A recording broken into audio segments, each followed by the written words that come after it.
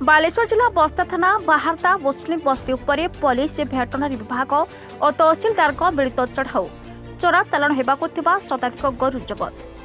सूचना अनुसार बस्ता थाना बाहारदा अंचल गोमाफिया कब्जा बेले प्रत्येक दिन शह शह गोरु बाहारदारू पश्चिम पक को चालाण कर थाना और एसडीपीओ कार्यालय मात्र 200 मीटर दूर में चलता गोरु बेपार केतेबेले पादरे चलाई चलाई राजरास्ता उपरे पश्चिम पक को निया बेले केतेबेले पिकअप भैन और ट्रक जरिया शह शह गोरु चालाण कर देखि प्रशासन निरवद्रष्टा पलटिथिला।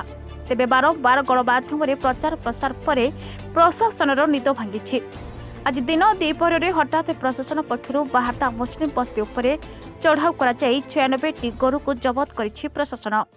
समस्त गोरु को गौशाला को पठा जाइथा बेले कैमेरा सम्मुखें किछि न कहि आगकू चढ़ाऊ जारी रहिबो बोली सूचना दैछन्ति तहसीलदार कार्तिक चंद्र दास। बालेश्वर भरत कुमार दास को रिपोर्ट, लाइव कलिंग खबर।